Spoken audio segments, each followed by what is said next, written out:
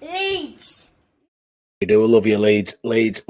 Cheers, Theo. Hello, everybody. Welcome back to Matty, Not Me, Leeds for your latest edition of the Final Pint. Joined as always by my brothers from another mothers, the OnlyLeedsBros, Darren and Dillo. How are you doing, boys? Yeah, all good, Matty. All good. Bit of a weird one yesterday, wasn't it? Like it was like like we won and our names in the hat for the next round, but still a couple of disappointing performances, wasn't there, as well? So yeah, bit of mix. We're trying to not get too hung up on it with it being the FA Cup and that, but yeah, not too bad. How are you feeling, Dillo? Yeah, lads, feeling much better. Much better. Back to work tomorrow, thank God, as well. I'm still up and down as this is the final point, but I'm not drinking as I am on antibiotics. So, yeah. No. Stop. The fact that you're not drinking, Dillo, though, that means you're not better. You know, you're looking at that. No, it doesn't look good on my part, does it? Oh yeah, all good. I'm yeah, as I said in previous videos, I'm not really too worried about the FA Cup, if I'm being completely honest with you. Yeah, sure, it's another round. It is what it is. To be honest, just another distraction, if you ask me. But look, I won't be the negative Nancy. I mean, I wanted a decent draw, but although now the draw's come out, I'm actually secretly a little bit happy now. We've got an easier draw. You look at it now and you think we could go deeper. Well, I say deeper into the competition. It's actually sort of changed my way of thinking now. So I'm actually excited to have Millwall or Dagenham. I assume it'll probably be Millwall, but I don't really know. But Millwall, Ellen Road, you'd like to think we get through that, and then it gets really tasty then, doesn't it? You know, like you say, with games, you just want to focus on league, but another easy-ish tie at Ellen Road, which how many years did we go? How many games did we go in a row, lads, without even having an Ellen Road FA Cup tie? So it's quite uncharted territory, but it's quite exciting as well. Yeah. Look, like what I said, it was watching the Scum and the Arsenal match, and they won the penalty show. It was like in my head, like building up. I was like, we're definitely, it's Scum at home. It's 100% the Scum at home. And you see it as like Millwall and Dagenham, and then for that split second, you're like, what a shit toy, and then like that, then you think about it, you're like, yeah, like it is an opportunity then to get into the fifth round of the FA Cup, and then like when you get there, like anything can happen. You know, if you obviously they play the semi-finals at Wembley now as well. Could Leeds make an FA Cup semi-final appearance at Wembley? I'd take that. You know, as much as we say we don't give a shit about the FA Cup, could you imagine travelling down to an FA Cup semi-final? Oh, mate, imagine. Like I say, we'd all say, wouldn't we, mate? We don't want to be at Wembley this year because obviously you normally associate that with playoffs. But maybe we'll get to Wembley in a different form this year, mate. Imagine that. That's what I'm saying, mate. I'll take that. I will take that. See, I've changed your way of thinking, Dillo. See, do you know what I mean? You change your way. I'm only thinking about more time to go drinking. Dagenham probably beat Millwall. And then Dagenham will beat us. You would know. But I'm happy enough with that draw. At the start, I said I want to score, but then you kind of think like that, every cloud and all that. So we'll see what happens. But that's the FA Cup wrapped up now for a while, and back on to the big important things now this week. Bigger and better. That's the way it hasn't been a great turn of the year, lads, hasn't it? Like, I know we won yesterday, but it's just it doesn't feel convincing. No. Started 2025, finished 2024 brilliantly well, and you're looking up, especially to this time to last year, the little run that we went on. Yeah, exactly. Patrick Bamford being the focal point of that, lads. You know what I mean? It's just sort of halted momentum, hasn't it? You know, through December, it was just very unlike us. December, but it was just brilliant, and then you know there was no reason for that to sort of halt with the fixtures we had coming up, and even yesterday's just sort of, you know, I know it was an easy game on paper yesterday, and if we'd have won 4 or 5-0, mate, everyone would have said, well, it's only, but it would have gone some way of turning the tide a little bit. I mean, that's just left some more just confidence as well, mate. Like, big time. You would have liked Joseph to get a few. Look, Ramazani did score, which I'm delighted about. I'm sure we get on to Nanto maybe to get one as well. So it was kind of one of them games that we looked at, and obviously me and you spoke about it, mate. I know Dylan was saying that he wanted like a full kind of change and a full kind of shake up and give the young lads a go. Danny was saying it as well. I just had a feeling he wouldn't do it, and I didn't really want it, to be honest. I wanted them bench fringe players, like Nanto, Ramazani, Joseph. I had a feeling Strike would come back in. I didn't think he'd go that. Especially with Strike being out, I thought he'd want to get a couple of minutes back in his leg. Brilliant to see Gruev back in as well. I'm sure again we'll get on to that. So, I suppose when you look at that, it was a good run out for some of the players. Some of the players did themselves justice, others didn't, especially against the League Two side. So. Yeah, no, I agree. Well, that's where we'll start. We thought we'd mix it up a little bit, and it's exactly what Duncan says there, isn't it? 100%. No questions and answers. Yeah, no, it sums it up really well. So I thought we'd do a bit of a player ratings just off the cuff. Just go through them. one by one and just see what we all sort of rate players before we touch on the game. Do you want to hit us off, Dillo, with Carl Darlow? We might as well start back. What would you give him out of 10? Yeah, give him a solid 7. 7? Done decent. Yeah, 7. I think 7 is an average score. He done his job. He done the basics of goalkeeper. So yeah, 7 for me. He didn't do anything wrong. Didn't do anything. Like, he just, he just done his job. He kept goals out of the net that Melee more than likely would let in. That's goals by the net. So he just 7 for me. Anyway. By you, Darren? Yeah, I said 7 as well. I have down now, done well. Dropped the ball once from one corner. They gave us a bit of a hairy moment, but people are like, oh, well, he dropped it from a corner. I'm like, Melee doesn't even come to try and catch that. Melee punches that. Exactly. Melee comes to punch that and causes all confusion anyway. So at least he did try to come and catch it. Everything else he was good with. Made a couple of saves, looked assured on goal. Yeah. Again, I know it's only League 2 and Evie said it as well on our match reaction. A typical performance like that isn't enough to get into a side, but given the circumstances, I think it is, and I would like to see him against Wednesday. I agree. I don't think it is going to happen, but yeah, I thought he was good.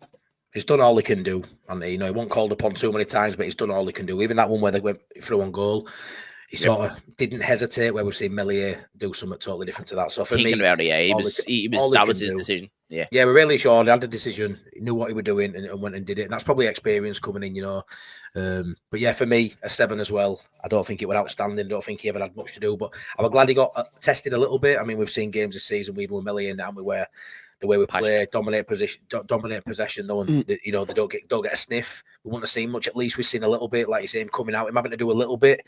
It weren't no major, but for me, you got to see what he'll sort of bring to the side. I didn't think his performance did him any harm at all for starting against Sheffield Wednesday, albeit I don't think it's probably going to happen. It was nice to see him come in and make no mistakes, lads. So yeah, 7 for me. How do you feel, Sam Byram? Dillo? Yeah, Sam Byram, lads. He's just Mr. Consistent, if you ask me. He does his job. Similar to what Darlow done, just done his job. But the thing is with Byram, he just never lets you down, does he? No, I don't think he hasn't let. But yeah, solid again. 7 again. 7. I think that's just plain sailing for me. A solid 7. Yeah. Get your ratings as well in chat as we go through them as well. Get them in chat and we'll see if we all sort of align. What would you say, Darren, for Sam Byram? I said 6 again, like what Dillo said. Typical Sam Byram performance. Won a couple of his deals. I just felt again going forward, mate. He didn't really give us that going forward. I'm sure we'll get on to Fairbow as well. I felt like going forward, he didn't really give us the output that we kind of need, especially against the League 2 side. Obviously, Byram kind of has a couple of his injuries and stuff like that. I just thought he could have gave us a little bit more going forward. So yeah, I said a 6 for Byram. Yeah, well, I'm doing 0.5 because I'm saying 6.5 for Biden. I don't feel like we know what he's like. He doesn't massively overlap. It was just a game. He didn't have loads to do yesterday, but yeah. He felt he didn't get caught, but like at times defensively as well, he was just a little bit hesitant or something. There was just something that is fully. I think that's he's not fully fit, lads. I think that's still. Yeah, no, I agree. I think that's what it is. Yeah, I think that, mate, and I also think the level of opposition probably caught everyone off guard a little bit. You're probably not quite up to the level you need to be. It's still a 90-minute game of football against a professional side at the end of the day, and sometimes you can't quite be at those levels because mentally you're probably just not where you should be for a league game as such. But yeah. I'd say that's a fair comment, mate, 100%. Going over to Strauch. I will go Strauch and Gilavogi, give them both centre-half pairing. Strauch, yeah, same again, a 7. Just done his job. He kind of controls the back line of the defensive. We got a bit messy at times. Nothing too colossal, thank God. I'll give him a 7. A 7 for him. Yeah, Gilavogi now. Oh, lad, I never want to see him play there again.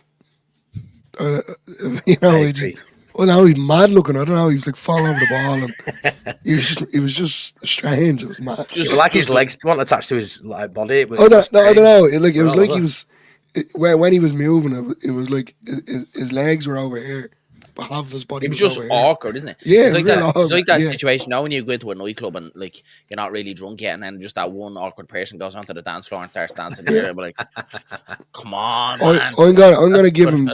Just for the nice fella that he is, but he didn't do it for me yesterday, lads. I'm gonna be honest. I'm gonna give him I'll give him being sound. I give him a 5. I always have 5. Just being generous. He looked like Rutter playing at centre half, didn't he, yesterday? When Rutter first came inside in Premier League, like he just didn't look right. All the way he moved looked right. It was like jelly or something. It was like jelly. He was just like bloating or something. It's strange though, because like, we've been told obviously he's a DM, you know, plays centre mid, but we've also been told he can definitely play at centre half. You know, when we talk about square peg round holes, he definitely looked like that, lads. A very big, weird looking square peg. Okay, not half. What did you give for Strauch, Darren? I said 7 for Strauch as well. I thought he was good, especially coming back from injury.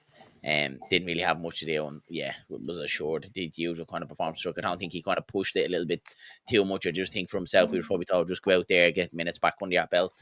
That's what he done. Yeah, he was good against Strauch. He gives you a strike, gives you just calmness, isn't it? Yeah, he does, mate, 100%. Yeah, Justin, yesterday they did look fairly slow. I mean, Gillavogie, I think, just is slow.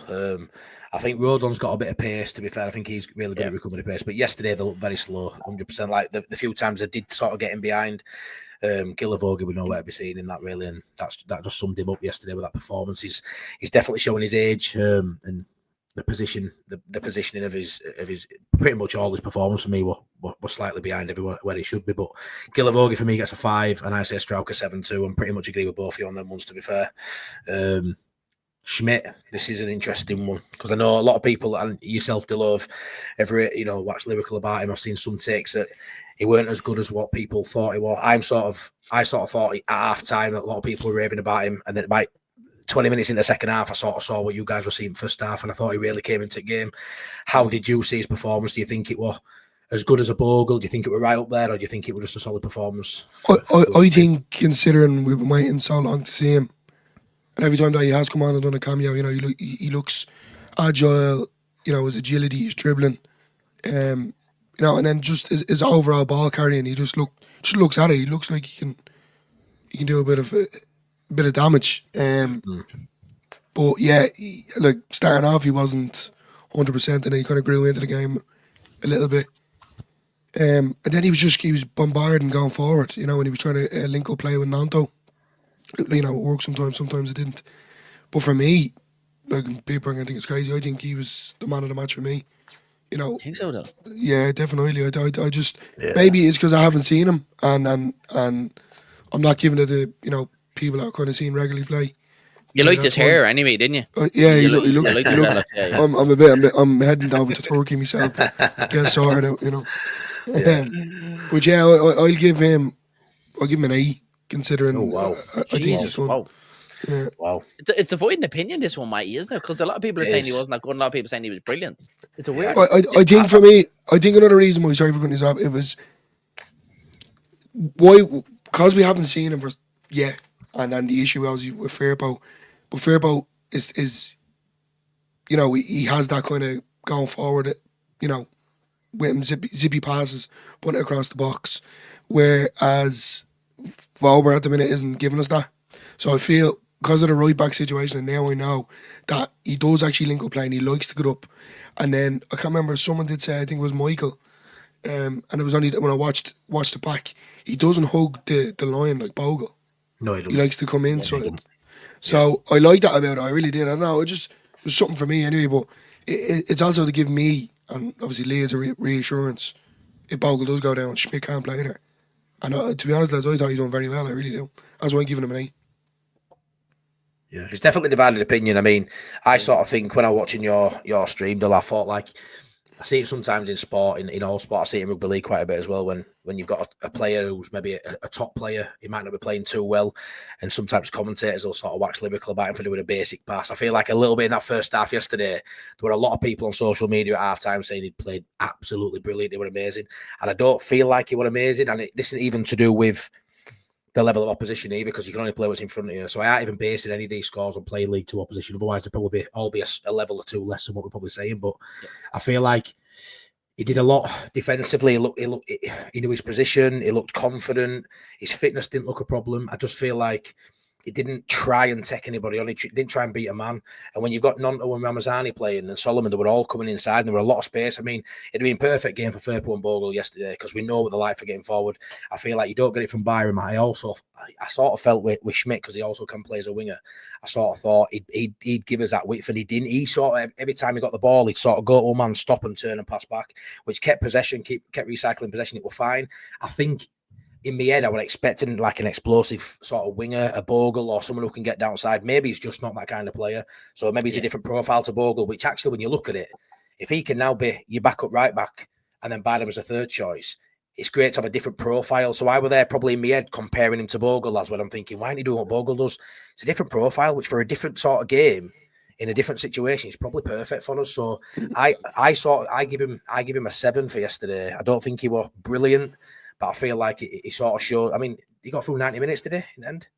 Yeah. You get from 90 minutes, there you go. You know, that's brilliant straight off the bat when he's played next to I'd like to see more of him, I have to be honest. Yeah, I agree. Problem is, you're probably not going to see much of him unless it's an injury to Bogle. I was hoping at half time he'd swap him over. I wanted to see what it was like on left as well, personally. Same, mate, yeah. Did you? Yeah, I really wanted that. But I thought it was a solid game for him. And I think we'll touch on Solomon. I think he got best player on pitch personally. But I can't argue with Schmidt being right up there as one of the better performers on that pitch, Dillo. I can't. It was a really good, first 90-minute performance for him. Yeah, it'll breed confidence. What do you look? I think overall, like going back, like Solomon probably would take it, the man of the match. But I'm basing it based on I haven't seen this fella play. He's done full 90. He's done a shift and he's done well. That's just simply why I give it to him.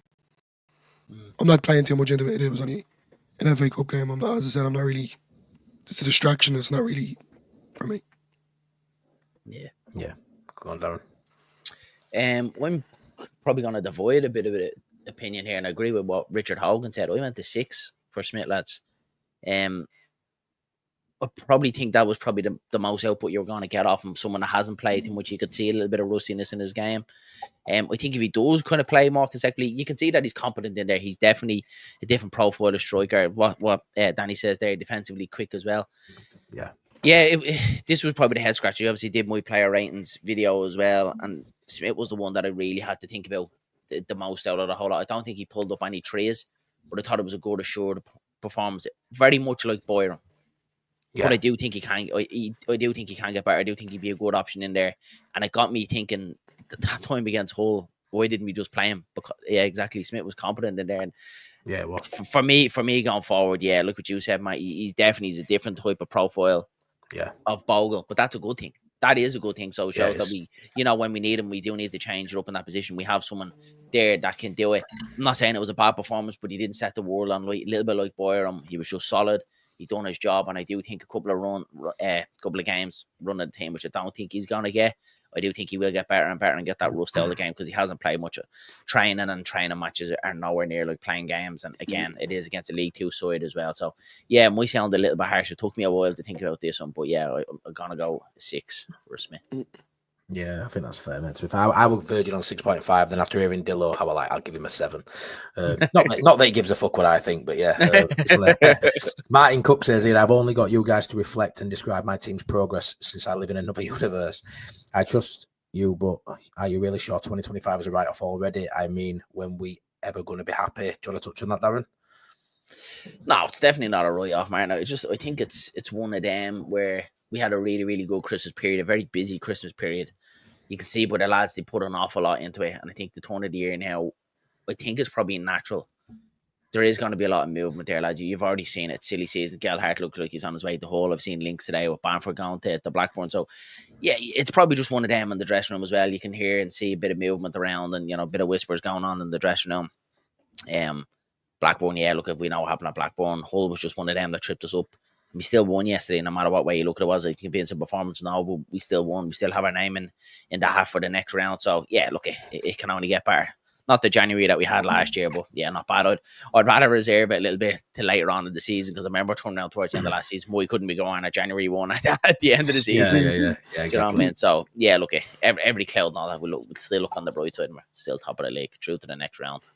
100%. We'll be positive. 100%. Right, we'll go Rothwell, followed by Tanaka, who came on for him on the 65th minute. Go on, Dillo. Rotwell, under the radar again. I thought so. Quiet. You were Yeah, quiet. very quiet. Yeah, look, every time I seen him, he was done the right thing. He done the simple pass. A few of his corners weren't great, to be fair. Set pieces weren't immaculate. Like they're never really immaculate, but they're definitely the best we've had in a long time. Yeah.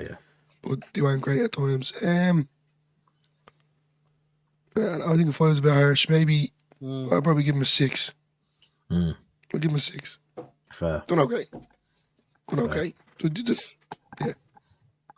Did you see an improvement from Tanaka when he came on? What would you give Tanaka? Oh, sorry, Tanaka. He only had 25 minutes, but... Yeah, Tanaka, just kind of let the game roll out to the end, didn't he, really?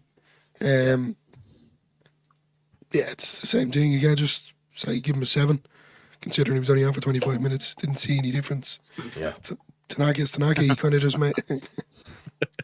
Fucking thing. I give him a 7, because he actually just... Tanaka was just... It's like water, isn't he? Just floating. I was gonna say wet.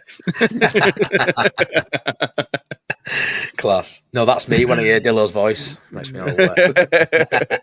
You make me feel like Tanaka. Yeah. Go on, Dan, and then Rothwell and Tanaka, Paul. What do you reckon? I actually thought Rotwell was all right, lads. I gave Rotwell a 6. I think he does what Rotwell does. I thought he linked the play actually very well. Drove us up the pitch again. You have taken consideration a League Two side. If he plays like that against the Championship side, probably doesn't get as much joy. He got up and down. He done the hard yards as well. He was really good in there with Ampadu. I thought the two of them broke up the play very well. We went to 6, and then Tanaka, I thought was just a little bit better. You could just see Tanaka's quality when he came on. His passing is always pinpoint for me, Tanaka. And you can just see he's class above. So I went 7 for Tanaka. Yeah, lads, just real quick. Tanaka really does give me like a scare. Does anyone else get that now? Like what I'm trying to say is, come the end of the summer, like it's too good to keep, sort of thing. Yeah, yeah. You know, I don't know what it is. I love him. I absolutely love him. He's quality. Yeah, it's a double-edged sword, and you need these players. We want to see good players, but until you, but he's just so enjoyable to watch. Not even just because he plays for Leeds. Take the Leeds out. He's a quality player. Yes, he is. And he's just so calm on the. Anyway, look, we'll move on. I'd be gobsmacked if Brighton don't bid for him in summer, lads. He's a Brighton player, isn't he? He's just he's a Brighton player. Stop, every day. Give it over. Stop, lads. Will you? You're upset me now. He will be on a short list for Brighton. I guarantee. He'll be on a list. But he's definitely a Brighton player. Nick him off us for 20-25 million. Then he goes and they sell him for like 80 to Chelsea or something like that. Yeah, 100%. It's got that writ all over it, Darren. 100%. I'd give Rothwell a 6. You said it here first. Tanaka a 6.5. That's what I'd give them too. Ampadu, what do you reckon? Do. I'll go Dillo. I said 7 for Ampadu. I actually thought he was decent. He's just much better in midfield, lads, isn't he? He's just much better in midfield. Thought he broke up the play well. Good captain performance. He was physically he more had to be physical yesterday rather than playing. I think Rotwell was more kind of the ball kind of player. Ampadu had to be more kind of the physical one and try and break up the play. And was physical. Good couple of tackles. So yeah, I went to 7 for Ampadu. I thought he was good. I thought he was Like, to be fair, he actually was good, to be fair. Going back to what Darren said there, he's I know he's taking the piss out of him on our stream. If you look at his mustache, it's, I don't know what it is. It's mad looking though. He played well yet again. He's a good captain, Ampadu. Yeah, he is. But I just feel like at those times, I think Darren will agree with me on this. You know, when he does get the ball and he kind of settles it down, he just moves it that little bit too slow. Yeah. You know, you need that kind of bit of injection. He done that a few times yesterday, but yet again, you know, he controlled the ball well. To be fair, he does have a good ping on him, a good pass. Like, he does. I'll give him a 7. What'd you give him there? I'll give him a 7. I was gonna give him I might as well give him a 7 as well. Yeah, all 7s. I'm saying exactly what you said, mate. And since his comeback has been a revelation. Like PSS says, though, remember lads who were virtually playing on league side. I thought the game highlighted the weaknesses in our tactics. I do get that.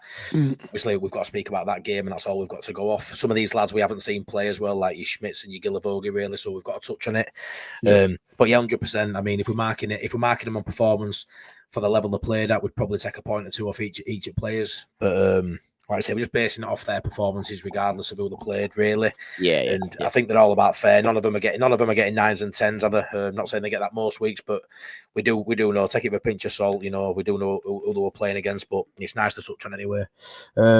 Ramazani, so he gets his goal. If you'd have told me to score via the header, I'd have told you were fucking mad.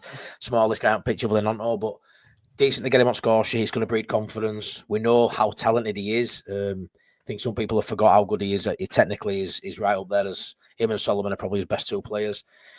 I reckon at some point it gets to a stage, lads, and this is why I've always sort of said, when I used to go on Joe's show, when we talk about it, I've always alluded to that 10, and I love Aronson, he'll keep going, but I just feel at some point Ramazani has to be a starter. Can you imagine Ramazani from now for another 20 games being on bench, getting 20 minutes, or even having a couple of games in a row when he don't play any minutes? I feel like it's a bit mental, a thing like that. Although it means you've got to take someone out. I just don't see Ramazani in a month's time still been on bench, and obviously I don't see Solomon coming out. So for me, I'll start this one off. Ramazani, I don't feel like he were brilliant.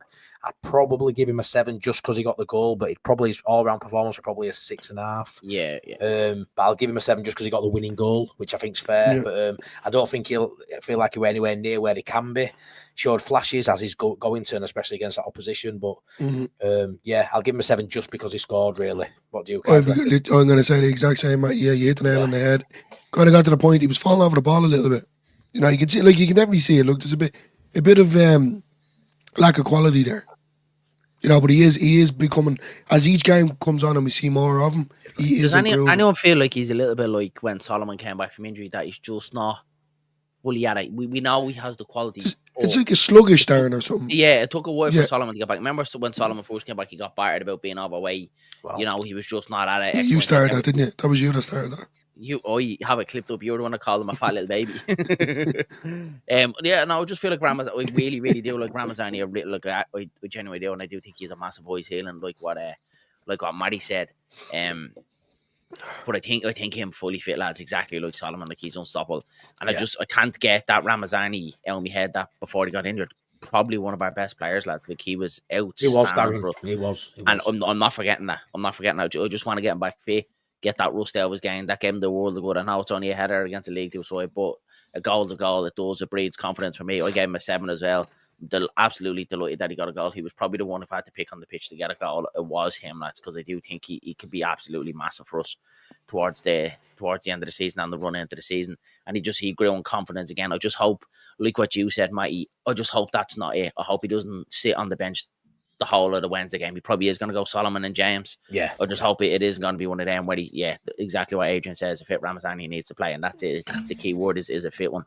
But I do want to see him get 20, 25 minutes. Derby, 20 minutes, he was good. Then he was a little bit rusty after that. But we need to work. Exactly like Solomon. The exact same situation for me with Solomon. We need to work on his fitness, get him back up to speed. Exactly, get him back to speed. And he'd be a real asset for us, lads. He'd be outstanding. And you saw with Solomon, didn't you? It took a fair few weeks. And as he got these sub-appearances, each week he got a little bit better, didn't he, mate? Until he got to a point there. That's what that was now saying with Ramazani as well. Yeah. It's the same. It's obviously some sort of fitness peak that Fark does or something like that. I've seen that before. So maybe, with thank God the FA Cup game did come around just so he could get a few minutes. But anyway. I just found it weird with Ramazani later, lads. It looked like he were building him up with his minutes. And I know he didn't play too well at Derby, but then all of a sudden, nothing for 2 matches. And I don't know if that's, the game state and all that, but you might look at it and say certain times in game he just didn't think he was useful. But we also know he makes pre-planned subs, so it was always in his head probably that he wasn't going to bring Ramazani on for these 2 games, which just seems wild to me. Especially when you see James' performances was below par. We've obviously touched on his performance against Blackburn and Hull as well. He was well below par as well. So you think even in one of them games, it's like if you left him off for Blackburn and you just had one of them, well, Hull, he's still not on it. Maybe I'll bring Ramazani on it and kind of keep his you know, build up back to fitness going as well. And yeah, it's a stranger, mate. But like what you said, that's the nail on the head. I hope now that he does kind of build on his business. I don't expect him to start against Sheffield Wednesday. He didn't kind of pull up trees to kind of turn around and go, no, he has to start, because Solomon was really good again. Sure, we're going to get on to Nanto. I think, yeah, James definitely has to start just because what he gives you. But I'd like to see him get 20, 25 minutes. I'd like him to be that 78-minute sub rather than Nanto. Yeah, 100%. We've touched on it a lot, mate. Currently on the bench, your Nantos, your Ramazanis, your Josephs. A lot of these players were starting players at the beginning of the season, and they've lost the sort of shirt, and it's up to them to get it back now. Ramazani gets his goal yesterday without playing, brilliant, but he gets us the win, so that's a decent tick in his box. Moves us on to Nanto. How do you feel Nanto got on yesterday? Look at Darren's face. I'm not one bit happy with Nanto at the minute, lads. I know you're not, Dillo. You know, I'm like a father that's, like, I'm not mad, I'm just disappointed. That's where it's getting to the stages now. Dillo, I heard Casey were going to give you a signed Nanto shirt and 500 quid, and you turned it down. That's what I heard. Look, you gave him 500 to keep it. The truth's out, like, you hear it here first on the final point. But yeah, no, lads, there's a lot of names I could call him now at the minute, just for the way that he's being. Not necessarily names, more like to deal with, just he's not being a team player. He's not being, he's just a bit greedy on the ball. Yeah, an awful lot. I think everyone can, and to be honest with you, there's a really, really good player in there. He could be the star man for this team, and he's just not doing it for me at the minute. Like he's so inconsistent, Dylan, isn't he? Like he'll come in his game. If he had got a goal yesterday or an assist yesterday, that would have been like enough for him to start against Sheffield Wednesday. But then he comes on, or like he starts that game, and then he goes missing. Like, he is creating chances. He is creating some sort of, he's trying to string something together. But he's just not. I don't know. It's like with the old Nanto, where he used to, be giving out crying to the referee about a foul or anything like that, and he's matured. But now he's just matured in a bad way because he's not performing. So the childish has gone out of him, but now he just doesn't seem half-arsed, if I'm being honest with you. I don't think he looks happy, lads. I don't feel like he's not one bit happy, mate. And I'm putting it here now. I can see, rumours, transfer rumours, speculations coming around now in the next couple of days. Maybe. Well, we've seen it. Evie touched on it, Dylan, as well, in our match reaction, and obviously just chatting now already about this Saudi offer and all as well. And she hit the nail on the head for me, lads. And I've been saying it, well, Nanto just never really feels like our player, lads, doesn't he? Not, and Evie said as well, like, even if Nanto turned around and signed a 5-year contract, he never really feels like he's ours. Yeah. And I don't know if it's because I agree, Darren. He always just feels 1 foot out the door. He always just feels like the one that's kind of ready to go on. I do think at times at the minute he seems to be very much playing for himself rather than the team. Yeah. He's like, you're trying to force it. There was a lot of opportunities there. Yes, a lot of opportunities there. Dr. Cox said it. Selfish is the word. There's a lot of opportunities there where he could have played in teammates and look, to build as a team, and he was just trying to do it himself and forcing it a little bit too much.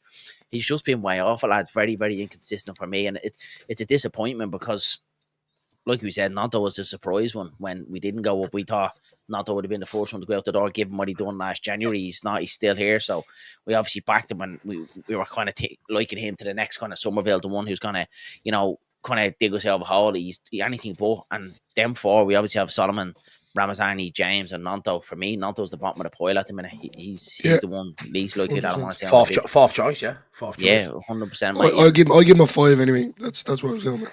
I went to 6. I thought he looked lively, lads. He did, in fairness. He was trying to get on the ball, but anytime he got it, he just lacked that little bit of quality, didn't he? He just lacked that little bit of zip. But this is going on. It's going on a constant thing. Yeah, it's been the same thing. Yeah. What's PSF saying? Nanto is one of our quality players. I'm concerned about his general form. I hope he's not getting frustrated with the style of play. I don't know if it's frustrated with the style of play. I think he's probably just frustrated that he's not the main man. I feel like that's probably his biggest deal. He doesn't like being on bench. He's probably not kicking up as much of a fuss as we've seen in past, so he's going under the radar a little bit. But I just feel like his general mannerisms on pitch, the way he isn't playing with a smile on his face. You were right there though, Darren. Like, he does look busy. He gets involved. He doesn't stand and sulk on pitch. He gets involved. But I just feel like because he's not enjoying his football at the minute. It's he's not just ticking. not affecting games. He's getting involved. He's seeing a lot of the ball, but he isn't affecting games. And Willing Onto, when he's happy and when he's, you've seen what he's like with those players around him. We saw it best with Cree. We've seen a little bit with Ramazani. I've sort of been holding hope that when he gets back into the team, if he does, there'll be some synergy there. But let's be fair, they're probably never both going to be in team because there isn't room for both of them. At best, we'll get one of them in, which you'd assume is Ramazani. So Nonto is definitely going to be a bench winger this season, playing sporadic minutes as and when. And we all thought it's mental. It's mad, mate. It's Imagine mad. you had turned out and said that to us at the start of the season, you would have been like, no chance. Mate, I did what was it? The season so far, one of my first, I think it might be my first live way back when I started. And Willing Onto were in that bit of form. He had a month, 4 or 5 games, didn't he, where he was flying early in the season. Yeah. And I said he'll get the player at championship. I said he'll be player of the season. The league will get the trophy that some of the lads. I called it. I said that, and I just didn't envisage him ever being 4th choice and probably being the one winger that you're not asked for really coming on, which sounds ridiculous because his ceiling's so high, his quality's there. He can play in numerous positions. Like Farker's even mentioned him as a 9 this week, which has been crazy to hear. But yeah, it might be a play in all 11 positions, mate. He probably still ain't going to get in team at any time soon, which is wild. But yeah, it's his depth, but it's also his form. I feel like for the attributes he's got and the quality he does possess, it's his fault. He's not in the side for me. He's getting outworked by. You could say he's got better tools in his arsenal than James. James outworks him. James outperforms him. He's in form when Nonto's not, and it's up to Nonto to come and grab his shirt back, as we always say. And he's the one player that doesn't do that for me, and it's a shame. But I think he probably gets a 6.5. He weren't terrible, just didn't really affect the game. 6.5 for Nonto for me. Have we touched on Solomon? We haven't, have we, the main guy? No, we haven't got Solomon yet. No, Solomon, absolute. I mean, obviously, a massive drop in quality we were up against yesterday, but I don't think it matters who he plays against at the minute. I feel like he's oozing confidence. You can see his all-round ability. He comes inside a lot, but we also know he can go out wide, and that come again. He's got a few assists now off that left foot. He can do it all, can't he? And I quite like how I have been critical when he went out of form. I was super critical about him always coming back in his right foot, but it keeps the players guessing. It keeps that right back honest because I don't know which way he's going to go. He ain't a one-trick pony. We saw a lot last season off at left. Somerville was, and he come back inside. And he was very effective with that. And I thought we sort of had that again with Solomon. We've seen his highlight reel cut inside, top bins with his right foot. I didn't really think he had it in locker to feint, go left and deliver such a beautiful ball. I mean, that one, he just stood it up perfectly for the smallest man on pitch to nod home with no one around him. What a ball, what a player. And he's just... He done very similar, wasn't it? The James one. He did. Blackburn. I think it was, mate, yeah. The one he zipped across with his left foot as well. Yeah, but you're right. He can definitely feint and he can go off both foot. But he was the one player, lads, that I really stuck by that time when he had the dip in form when he went out. And I know it's always going to be the question mark if we can keep him fit, we keep fit. That was the first thing that was said about Solomon when he came in. If we can keep him fit, he'll be a real asset. And then obviously he gets injured and everyone's like, send him back in January. I was like, lads, we just need to relax. We need to just get him fit, give him a run of games. And it's still that question mark. Keep him fit. You can see his quality coming through as the weeks go on. Again, Matty, like what you said, it's only a League Two side, but you can only play the team that's in front of you. Exactly. For me, he was man of the match against Hull for Leeds, and he was man of the match against Blackburn as well. He was that one with the real quality, the real shining light. Looked like he was going to make things happy in a very struggling team. But again, yesterday, the assist for the goal, and he always looked like he was going to be a threat. Yesterday, he really, really good again. I went at 8. I thought he was brilliant. Man of the match for me. I give him... Agree. I'd probably give him an 8.5. Now, I know I gave Danny did it.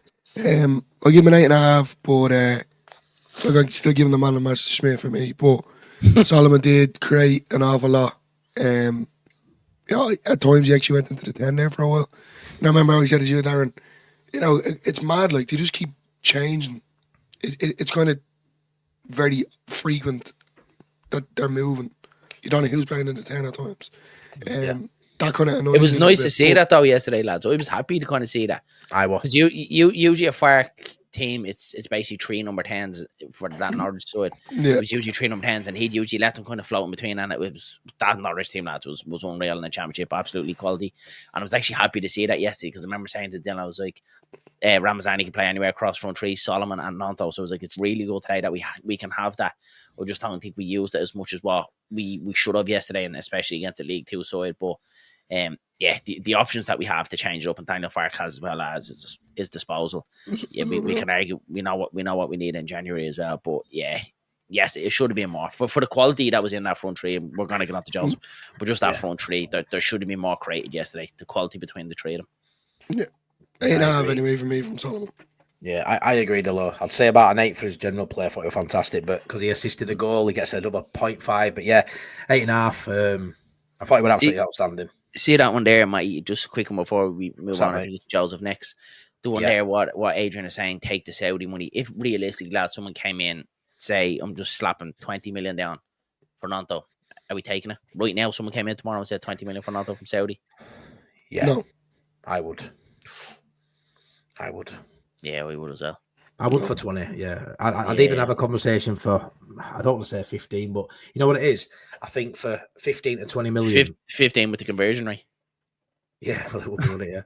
Yeah. I think, mate, for where he is right now as fourth choice winger, I don't feel like he's going to have as much impact as what we could maybe bring in, with maybe that could give you room again to maybe bring a 10 in. Maybe obviously probably replace him as well as a winger, but we've seen Schmidt play at wing. Could he fill in at fourth choice as a winger potentially? We're seeing games now where Ramazani don't get off at bench, so would it be detrimental to not see your fourth choice winger come off the bench every game? So maybe not. So yeah, I don't know. Right now, maybe we've seen it before, lads. We've seen before where we've had a player with high ceiling. Melier, there's been loads of them, and we've held on to them too long. Bamford. Once upon a time, when we had big offers coming for Bamford, and we didn't sell them at right time. Who's to say Nonto's going to get any better at this level for Leeds United? Maybe he grows elsewhere. I don't know. I hope he proves me wrong. I want to keep him, but if a bid came in right now for in between 15 and 20 million, bearing in mind how it looks, I think he takes it anyway. I think he demands to go there. I mean, only niggling doubt I've got about that, Darren, is it's Saudi. I don't know, it's big money, but I think at his age, he'll know money's to come. I don't feel like he's going to be massively bothered about money. And I think he knows if he goes to Saudi, that probably affects the Italian national side massively, I would assume. His career going forward, not because I know when Mancini won in charge, he didn't pick anyone. I don't think he wouldn't play in the top 4 league. Hence why he got dropped from national side when he won championship. So I do think that'll be a massive factor. So that I don't think he goes to Saudi. So for me, he won't leave. But yeah, to answer your question, Dan, I would let him go if someone come in for 20 mil right now. But that could change, mate. Yeah. That could change, but Mateo Joseph, the one that I really wanted to get a goal, the one that I really wanted to play well, the one that needed to play well for me, because all those questions, do we need another striker? I was sort of on fence. I was on fence about it. Honestly, I sort of felt we had enough. I feel like we probably still have got enough if Pirro can be fit for every game, which he usually is. And I know this was more precaution than anything, but it goes to show you how threadbare we are if Pirro were out for a sustained period. And that is a massive worry. Because for me, Joseph, we know what he does. We talk about it every week, lads, don't we? We know he's busy.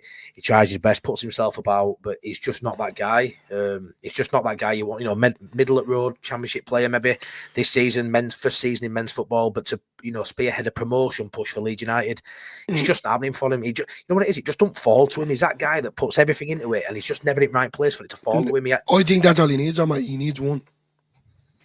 I think if he gets one, he got a really good one against Hull, against Solomon on that left foot. Crossed him, made the front post one. Really good one against Hull at home. Then he got another one against Sheffield Wednesday or Sheffield United when he came on to make it 2-0.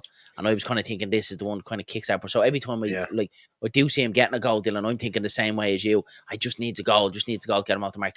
He hasn't progressed on it. He hasn't really kicked on from it. I was disappointed in Joseph again. Yes, lads. Now look, I think if he scores that goal, we're looking back on. We're saying something different. We're saying, look at Joseph gets his goal. You see the one off the post. We're looking at in totally good effort. Totally different light. But I just think his general all-round play and exactly what you said, Matty. I still want him here, lads. Don't get me wrong. I'm not one of them going get rid in January and send him out. No, I still want him here because I still think he's definitely a big part of this team and he can't shake it up for us as well. But the worry is there, lads. It's massive. If Pirro gets injured, lads, what do we do? Because we can't rely on Bamford.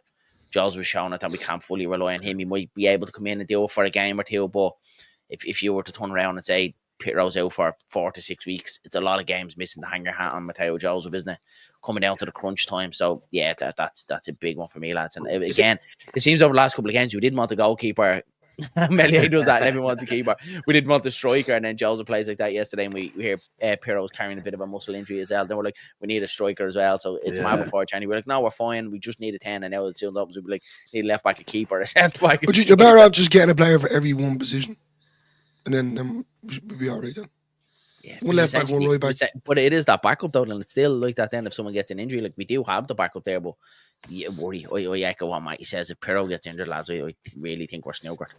Well, yeah, me too. 100%. Just to touch on this, Shane, I'd say, what does it mean when you say it's trying too hard? It's football's job to try hard. Joseph just is a very good. Yeah, maybe I'm scratching bottom at Barley, trying to find reasons why he's maybe not playing too well, because I really like him. I've got his shirt hanging behind me. I'm a Joseph fan. But I would say, when I say he's working too hard, I'd say he's getting into positions he probably don't have to. Like we used to see from Bamford, he's dropping deeper than he needs to.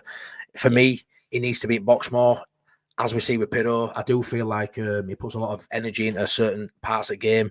What he doesn't need to do, there's players who can do that role. We've got wingers, we've got a 10, we've got a solid midfield.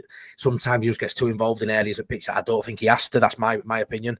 But I do feel like we don't always play to Joseph's strengths. Like Darren said, he loves running at that near post. He needs balls. He needs people going to the byline and whipping it in. And we didn't see that yesterday. Like we said, we didn't have that width. The games where we have whipped it in, he's got an end of them. He's had games where he's been unlucky with some, but his goals predominantly come from near post runs, getting that touch. Pirro's a different player. Pirro's quite happy in a congested box. One chance, one goal. They're both really different profiles of players, and I just feel like Pirro's more suited to this system now, which is mental, because last year, he wasn't, and Pirro's worked really hard to get to be that guy this year, and the ball tends to fall to Pirro, and that might come down to the fact that maybe he don't work as hard, that he's got a lot of energy when it comes down to that moment when he's got that one chance, and he can compose himself like he did at Hull and drill it bottom corner. I don't know if it's just, I'm clutching at straws with the whole he works too hard, Joseph, but I just feel like when it comes to those moments, when he gets them, if he gets them, because sometimes he doesn't even get them, but when he does, we've seen his fluffed lines, and I just think because he's using energy elsewhere, he snatches at them, he's mentally exhausted, physically exhausted, and someone like Pirro doesn't one look against as busy, Burnley, he takes his chance. He comes straight to mind. Do you remember one at Burnley, the first 60 seconds in, he's through one-on-one, it's over. He hasn't recovered from that, has he, Darren? He hasn't really recovered from that moment for me. No, he puts that in the back of the net. That could be a real kickstart to his season, and it was a poor miss, that, wasn't it? One-on-one. Yeah, well, it's one of the moments. What went on that day as well, the way we lost that game as well, it's just one of them. I've seen a lot of people say that we don't hammer the outfield players as much as we do Mez for the goals, because I feel like it's a little bit different. I feel like keeper makes a howl and it goes directly in. When someone misses a shot, you might still have a lot of the game to try and get another goal back, whereas that keeper's made that mistake. He can't eradicate that goal off the scoreline, can he? But that miss by Joseph at Burnley feels like a Melier mistake in me. When I look back at the season, at the end of the season, whether we go up or not, that's one of those poignant misses, that, isn't it? What's probably as close to an outfield blooper as that one. It feels like, when I look at the outfield plays, that's the one that always comes to mind, is that one-on-one with him. And don't get me wrong, if Pirro's in that position, he probably doesn't have the pace to get away from the defender, which he did. But if Pirro's in that position as well, and he has got the pace, he probably slots that away, or at least it's a target, doesn't he? Which, what a shame on that day. But let's get a couple of these comments. Joseph is a good player. The game's too slow for him. We do agree with that at times, lads, as well. Our tempo as well. We just upped it, moved the ball quicker. Got the ball in the box first time instead of hesitating, cutting back in. Because he does make them runs. If you just sit, he's one of them where if you just sit and watch him, it's hard, because when you're watching the game live, you're obviously watching the ball. But if you actually do watch Joseph's run, he actually is very good. His movement is good. He does make that front post run. He will dart into the middle as well. There's times we just don't deliver. It was the goal. Who did... was it Preston? That's Preston away. Remember the flick where he didn't actually get the touch on it? Barford done it a few minutes before that. He makes that dart and run. And I think we just deal when he's on the pitches. Again, it's like Pirro, lads. You need to be playing to the strengths of the striker that is playing at that time. And I think with Jose as well, we don't put the ball anywhere near as much in the box as what we showed to him, especially the ones that he does make. So, I agree with that comment as well. The game is too slow at times for Joseph. It's just the build-up play itself. It's not fair. And then, in games when... we're drawing or we're losing in the 78th minute, Fark decides to just throw on a load of strikers. Do you know what I mean? To try and make something out of it. And it's hard to see Joseph in the 78th minute struggling. Do you know that kind of way, considering that he's done a lot of running, which couldn't break down the team. But then it is what Darren said there. It's to do with the slow build-up play. And Ampadu did do it yesterday as well, again. So a lot of times it's just, you can see that it's, it's like a broken record. You're trying to wind it up to get it working. Get him moving. at times, and it's just kind of. And he's had his chances, Joseph, hasn't he? He's played plenty of minutes. I bet it's been like a 60-40 split probably now in Piddo's favour now, but he's played a hell of a lot of minutes. When you look at Piddo's stats for how many games he's played, it's quite remarkable, to be fair, because he hasn't played, he's played probably just over half, hasn't he? And Joseph's pretty. I know it's sort of gone Piddo's way the last month or two, but he's had enough minutes as Joseph and enough games. I remember Evie saying on a stream, it's a bit harsh to say that as well to a degree, because a lot of Joseph's minutes came in those first few months of the season, which you're not quite at it, which I also understand. But, that pre-season, he was at it, and that were only pre-season, so he didn't really bring that form into the league, which has been a shame. And my worry for Joseph is because I'm same as you, Darren, I've said he's got a really high ceiling, potentially higher than Piddo. Potentially, in my opinion, he could have a better career than Piddo. It's only his fourth season, mate. Still only, like, but what if we go up, Darren? What if we go up? Yeah. Where does that leave him? Do you know what I mean? I think again, in a Geldart position? Yeah, I think again, you look at him, mate, you evaluate that when we do go up. At the minute, you'd send them out on loan like that. You'd send them back out to the Championship or maybe out to one of the Spanish clubs or send him a form where he's going to play week in, week out. Just get him minutes, and keep it going. It's a little bit like the Charlie Cresso one last week. He's still very young. I wouldn't be throwing the height in on him yet and going, he's done. He hasn't done enough. I really there's a player in there. There is a player in there. We need to give it time to unlock. We need to give it time to unlock, lad, because I do genuinely think he'll flourish. And we just have to remember, lads, it's his fourth real season in competitive football. Do you know what I mean? It is a lot. Like, it was wild, some of the takes, mate. As well. You've seen it. Some of the takes at the start of the season, at the pre-season, that Joe's was going to be Championship top goal scorer. He's going to get 20, 25. Look, wild. Like, no evidence to back up. This guy's fourth game playing professional football, or fourth season playing professional football is mental. But I wouldn't be trying to hate in on Joseph yet, 100%. No, I'd be sticking by him.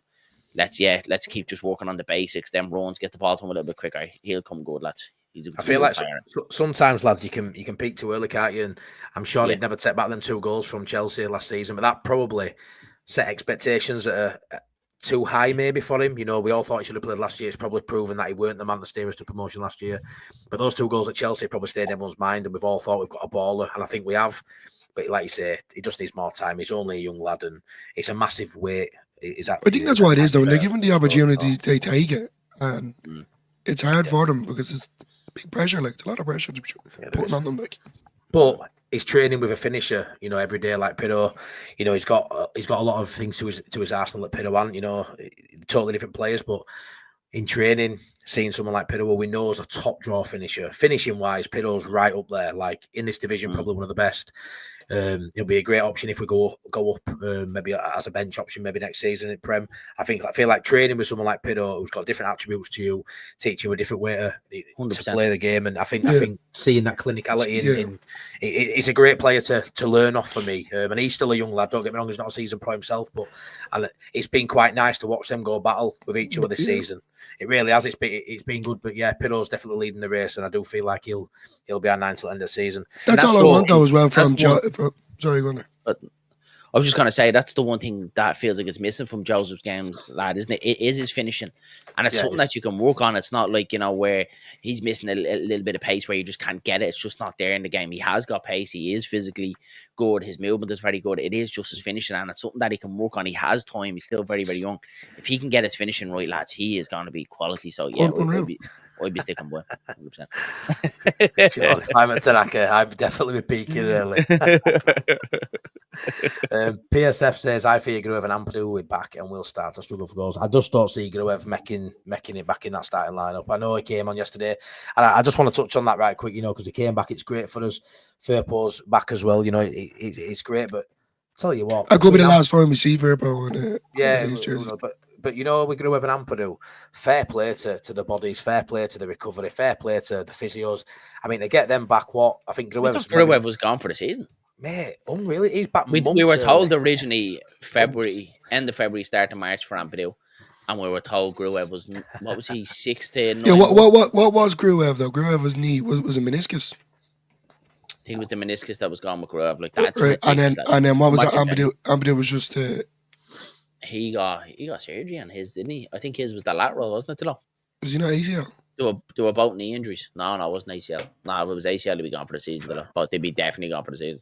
Yeah, but the Gruev though, meniscus is I think was one not medial, one was lateral. I think they done. I'll have to check. One was both sides, but yeah, I'm sure it was March at best, wasn't it? I'm sure it was anyway, March at best or something that I heard. I definitely remember Anthony was going to be the end of February, start of March, and Grua, they were saying anyway, 6 to 9 months. They said it was very, very hard.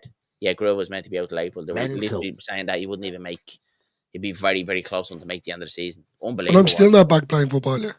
That was about 4 years never ago. be back playing football. Have you been keeping up with your fitness still? All right, yeah. No, great, yeah. How do I look? Yeah. Fitting a Chinese in his mouth. That's about it.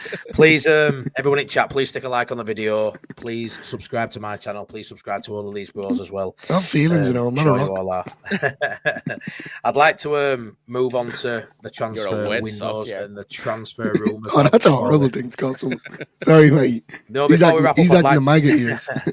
I'd like to touch on transfers, right? I know it's all just, hearsay and that, but I'd like to touch on other sides transfers rumours as well, because my mate Wayne was a Sunderland fan. As you know, I aren't massive on social media. I don't really research too much. This might already be common knowledge, I don't know, but it's been speaking to him last couple of days. He messaged me. He flew out of Leeds and Bradford Airport this morning to go a few Ventura, so he sent me a picture of the Leeds shop, which I was like, what are you doing there? Turns out we were at Leeds and Bradford Airport flying out, but yeah, so they're linked to it, Ben Brayton Diaz as well, yeah, which you might know. I don't know. I thought he was going to Sheffield United. Turns out, his exact words are, rumours this morning are, us, Blackburn, Sheffield United are trying to sign Brayton Diaz. Southampton want an option to buy, but Blackburn and Sheffield United don't look keen on that, but we are. So that, I know it's only a rumour, but I thought it was signed, sealed, delivered to Sheffield United. Now Sunderland have come in with a bid. And then he's messaged me later on tonight and just says, massive rumour coming out of Sunderland now is we're looking at Tom Cannon. Stoke, and they've got till the 15th to make it to go for it. If it ain't done by 15th, he stays at Stoke till the end of the season. So all I'm going to say is they've signed that the fee. They're looking at Ben Brayton Diaz now and Tom Cannon, and we know Sunderland, they've got Isidore playing up front, who's a capable player, but he's more of a winger, said Wayne. And all I'm sort of touching on this is Sunderland are fourth. They've been out of it. They've clawed their way back into it. And like we've always said on our shows, lads, if you're in and amongst that too, players who may not have looked at Sunderland, weeks ago when they were slipping down, when they were drawing 5 on bounce, and they looked like they were slipping out of that, that playoff or that promotion race. All of a sudden, they're back in there now by a few points. And can you imagine the lift that Tom Cannon gives Sunderland? Can you imagine the lift that Ben Brayton Diaz gives them? This Lefebvre was supposed to be best thing since sliced bread. Yeah, YouTube clips, who knows?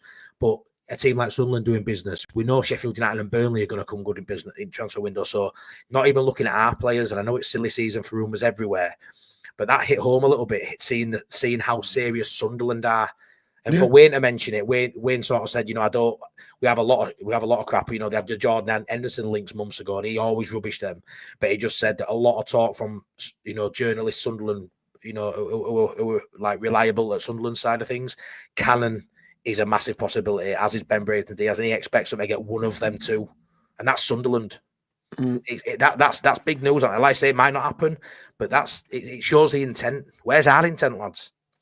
And they've all gone out and done it. Like when you look at Burnley as well, they needed cover for Connor Roberts. They've gone and done it. Ashley Barnes, I know we've slagged them, but they've gone and done it. They've realised their weak positions, what they need, and they've gone and done it. But Leeds are notorious, lads, for doing it late on. But you know what the annoying part about it is with Leeds?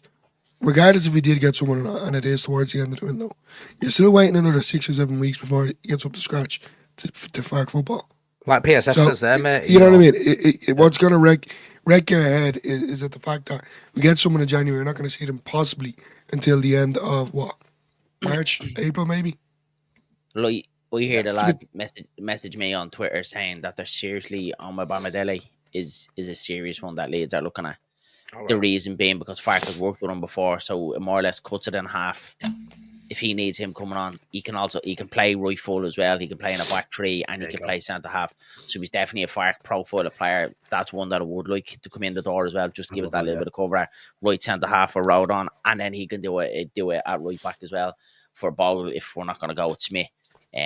Yeah, so I've heard that one today. That the last one, lads, that's for me. That's just never happening. Not a chance. I can't see Leeds. Some crack if that did happen. Mills are probably going to want 15 million for him, lads.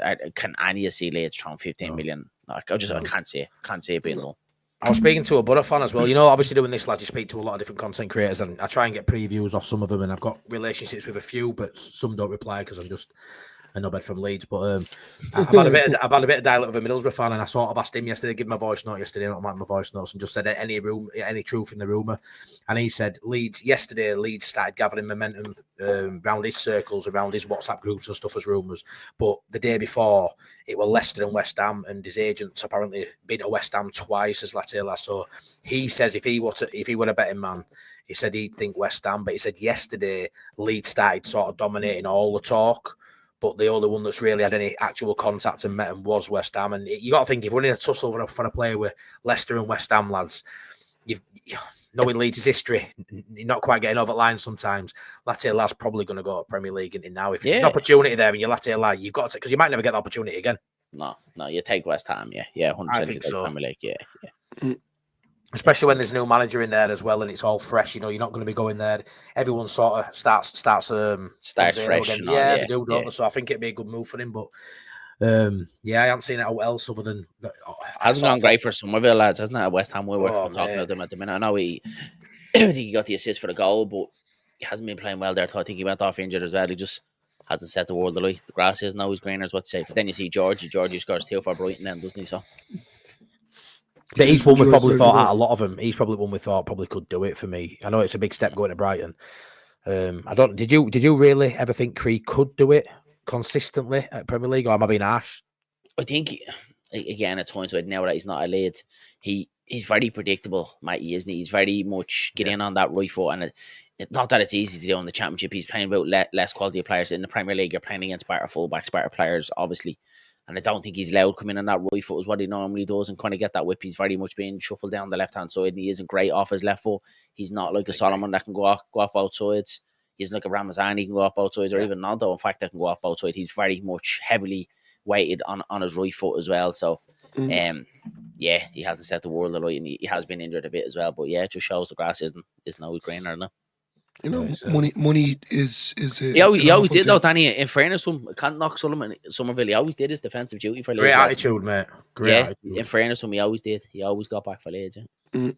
I did. It's quite interesting this season when you look at some of the players. When you look at Jed Spence and Archie Ray playing Premier League games in that back four, it's crazy how things work out sometimes, isn't it? You know, I know it's down to injuries, but it still blows me away that they've been playing with them. It shows how frail they are, and they probably wish they'd have kept Rodon now, don't they? It's mad how things sort of turn out, but yeah, it's going to be interesting. I do feel like this January window. I say we might get left behind. I still think if we don't make any additions, we've got enough. I feel like as players are getting back, I don't envisage us now. I know it's touching wood and hoping for best, but I don't envisage us getting any long-term injuries now. I feel like surely we've had our long-term injuries. Surely, mate, though. Surely. I just can't see it. I just can't see it, mate. You've done it. I probably have, yeah. No, I just can't see any massive injuries now. I just think with the 49ers, mate, notoriously they've always done it late on. We've done it very, very late in the summer. But notoriously with them, they move on silence. We know that about them. It's very much 24 hours, even 12 hours beforehand before we sign a player. That's when we see the Jets and all coming into Leeds as well. Yeah. They're very, very quiet. They do move on silence, and they like to leave it late on as well. So I'm one of them. I just want to reserve judgment until the end of the January. If it closes shut and we don't sign anyone, then we have absolutely every right in the world to give them a rollicking when everyone else around us is panic button. Burn the whole lot down. Burn the whole lot down. To be fair, I'm really had to pull the camera, the laptop, everything down. We're doing it. Same with that Gilavogi one, wasn't it? They kept that really quiet. You know, we had us looking at Czech Kouyaté for ages, and that other that ex-Arsenal player. We're looking elsewhere, weren't we? We all sort of hoodwinked Coquelin. But I mean, I sort of. Let's say you got to reserve judgment till it closes, because until it closes, who knows what's going to happen. But I sort of feel like that transfer for Gilavogi, that was the first time when you look at a board and go, they did something what Leeds don't normally do there. Maybe they might do something again in January, because nobody thought we'd go out and get a free agent. But even Pirro don't know. Fair. He wasn't a fact. So like they don't know Pirro. We were calling for it. They went and they done the obvious, and they got the Championship top goal scorer 2 years in a row. They went and done that as well. We turned around and said that we wanted 4 before the end of the window closed after a very, very tough window. What we had, they just about got it over the line. So they have delivered. Even if it has been just about, they still have delivered. And that's why I said it to Jerry as well at the time. We're both just going to reserve judgment until the window closes. Then we can look back and go, right, what have you done? It's hard because of Leeds time, because you want it now. You want the shiny new toy now in front of you. You want the Leeds have done bum, bum, bum, and kind of get it done. Done and dusted, but yeah, we'll just have to reserve judgment, because it probably is going to be the last week to 10 days of the window where you see Leeds making their moves. I think they're satisfied. I think they're happy with what they've got, and like you said, they'll wait right till end of window. And if an opportunity comes up that they can't turn down, then they'll do it because they've got the money sat there to go for me. And it's just, yeah, they'll hang on and see. There's a lot of games between now and end. Like I say, a lot of people just say go get it done early, but I don't feel like they feel they've got to. Like we've always said, if they feel they're going to go up, they won't spend money if they're confident they're going to go up. Maybe these last couple of games have maybe not that confidence a slight bit, but we'll see where we are. Like you say, I agree. Ben Davis, Dr. Cox, I would assume if we were serious about him, I would think that'd be for next season. He's injured till back end of January anyway. If he becomes available and fit, he's probably going to be needed at Tottenham because they've got Jed Spence filling at left back at times. Would I have him at Leeds? 100%. His contract expires at end of this season. Be a great Welsh signing as well. Welsh, 100% the all talk. That's a massive factor. He's coming towards the end of his career. He's 31. He's got a lot of injuries. Is he worth the risk as a free transfer? I would say yes. I would have him in a heartbeat for the Prem. And let's be fair, left back's probably a slot that's going to open up potentially as well. So not for January because he's injured till back end of Jan, but yeah, potentially going forward, it'd be a great shout. Skip, I'm happy with Farker. Moyes got to Everton and Cooper gone to West Ham. But if you had the opportunity in the Premier League, who would you prefer, Farker, Moyes, or Cooper? Most people probably say Moyes because he's got more track record of keeping you up. But I'd say Farker because he deserves a crack at it. And for me, I don't look at those other managers. I think they play football in a better way. I do think Farker, the way he plays, is set up for Prem football. I feel like I said yesterday on my stream with Adam, I feel like the way we play in this league, we don't play like a championship side. We play like a Prem side. We just haven't got the Prem quality. We've got a decent level of players, but we definitely need. You said before, Darren and Dilla, we need major surgery. I think they back him, and I would pick Farker for next season when we go up over Moyes and Cooper, but there's certain situations when a Moyes becomes the better choice. If you're in that bottom three and you need someone to come in January and take over, if Farker's out of work, a side won't be looking at Farker, they'll be looking at Moyes. So it depends on the situation. But for Leeds, starting on the first game of the season, Farker every day a week. Do you agree, lads? Yeah, he needs to be. He needs to be given it. Yeah, he needs a crack at it. He needs to be given a bash. But look what I said, lads. It still stands when we spoke pre-January. Is that I do feel like he will be on a tight leash when we go to the Premier League. It depends now. If we get a spanking in them first couple of 5 games, he could be out the door after 5 games. Maximum probably 10. They'll have a look at it and see how it goes. Look, it's the 49ers need this to work, lads. With the back, I think 10 is even a bit too much. It might be them. It might be. I'm just saying 10 minutes, but I'm thinking like it depends on what our first 5 fixtures are. Could you imagine our first 5 fixtures that we have CE Scum and Arsenal? It's gonna be that. Like, do you know what I mean? Though, we get a Tonkin and all them games. You know, you could see Farker out the door. You know, if we can have steady, we pick up a decent result here, and you know, then we lose this one. They might keep them on to like 10 games.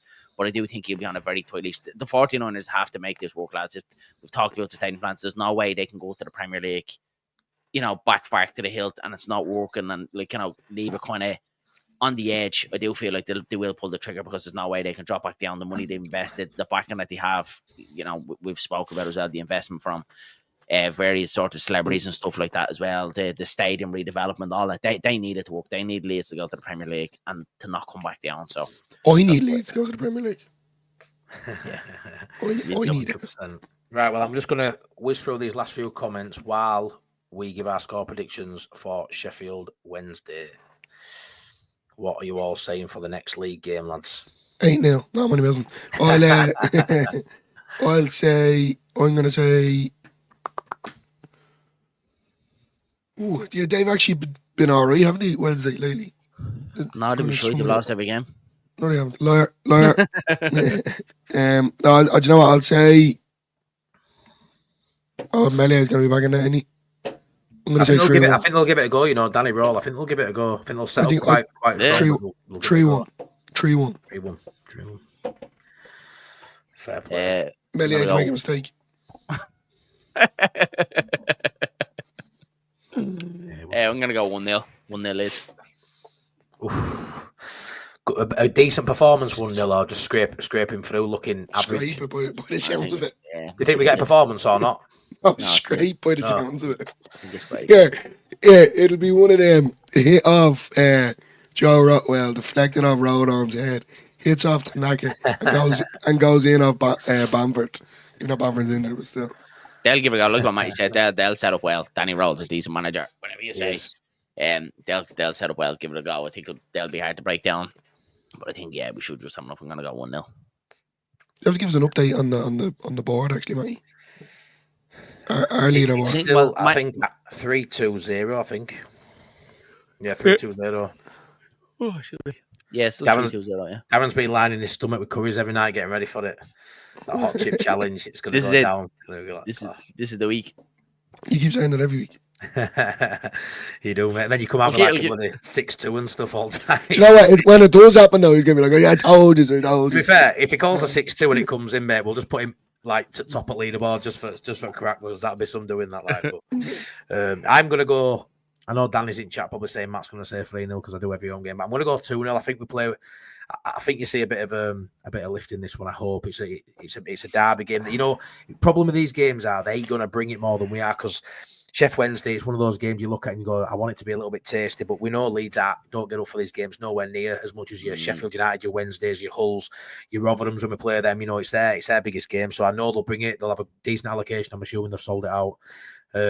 Yeah, I think they'll bring it, but I do think I'm going to back us to win 2-0, but that could change if that lineup comes out a bit hour before lads and Melior's in there. But yeah, I don't know. I mean, it's one of them again when I'm itching to see that lineup just to see what he does, but I've sort of resigned myself to the fact it's going to be Melior, which will be main talking point before kick-off work, let's be honest. But yeah, I'm going to go 2-0 regardless at lineup, to be fair. I think I think Pido starts, he gets a goal or two, and we win 2-0. I don't see us conceding. I never do at home, but yeah. I don't see us conceding if Darlow's in it, if Melior's in it. Yeah, it could change everything, couldn't it? But yeah, say they don't even need many chances if Mez is in net. I've totally written him off. I cannot wait to see that starting lineup, lads. I cannot wait to see that starting lineup. I can't believe they had him on bench. Yeah, why? You know? I can't believe they had him on bench. Just don't even have him there. Just give him the day off. Like, do you know what I mean? Yeah. 100%. Like you imagine, mate, if he'd have had to come on for an injury yesterday, like stood warming up, ready to come on, he just didn't need that. Cairns were good value for just being. Would have dropped his boots coming on. Yeah. Mate, it would have been bad that. But yeah, that's a decent call. That just to remind everybody, we have my friend Casey, the lad's friend as well, O'Reilly's autographs. Check them out on Instagram. Memorabilia, all signed. Bayan by himself and his kids go scowling for autographs, buys all gear from Club Shop, gets it all signed, all come with certificates of authenticity. We've all got some bits of them, as you can see behind each one of us. Go show him some love. If you use a code, the Final Pint, on any Leeds memorabilia or anything that he does, he doesn't just do Leeds memorabilia. He does all sorts. If you use a code, the Final Pint, you're like one of them dogs off. in the back of the car, you know, like just bobblehead dogs. But yeah, like I say, we're sponsored from him until end of January for now anyway. So just go showcase your bit of support. Let him know lads have sent you. You'll get 10%. That's really good stuff. Unreal stuff. Matty hasn't literally hit the nail on the head there. Quality stuff. Over Darren's head there, Ramazani, Matteo Joseph, over Pirro and Strigan. Matty has it, Matteo Joseph. I thought you were sending yours off to get framed, lads. Have you not? Are you not I did. I got talking to the fella. I can't remember his name now. Anyway, he's he was away after Christmas. That's why. So when I did ring him originally, he said leave it with someone. Didn't work out. Well done, Danny. Now it's here. So I'm waiting for him to open up. So the missus says she will run up tomorrow and. Yeah, that's exactly what it is. Oh, yeah. Oh, yeah, it's on ITV. I forgot it's on ITV this week as well. It is. What's the story with the 12 o'clock kickoff, lads? Yeah, I tell you what, that's going to sap the atmosphere for a game like that. The atmosphere's gone. Yeah. The atmosphere's gone for that. We know what, like, honestly, why not even push it? Like, just like, 3 o'clock, right? Yeah, just make it 3 o'clock. Ellen Road, early kickoffs, lads. Honestly, it's just it's everywhere, though, mate. It's everywhere. Yeah, no, everywhere. Even Premier League games and Bristol away. Remember Bristol away, the early kickoff? Yeah, atmosphere was shit as well. So, like, even the atmosphere last night. On a serious note, though, how buzzing are we for Cardiff? Can't wait. Getting that moot. So yeah, look, anyone wants to meet us for a pint is more than welcome to. You're going to see. There's a good few travelling to Cardiff as well. I've seen there's a good few Irish travelling to Cardiff as well. So. We'll go for you back and going over for that. Decent. Right, lads, I think we'll leave it there. It's been a good one. Been going on for an hour and 13 minutes. Right, enjoyed it. But yeah, thank you for watching. Anyone who watching after this, please stick a like. Please subscribe to my channel. Please subscribe to OnlyLeedsBros if you haven't already. Absolute legends, great mates of mine. And yeah, we're going on this journey together. It's going really well. So please keep likes, keep subscribing. And everyone take care. Have a good start to your week tomorrow. The dreaded Monday morning will be here soon. But have a good week. Take care. Wrap up warm because it's going to be another cold one. And yeah, see you soon, lads. Thank you. See you later.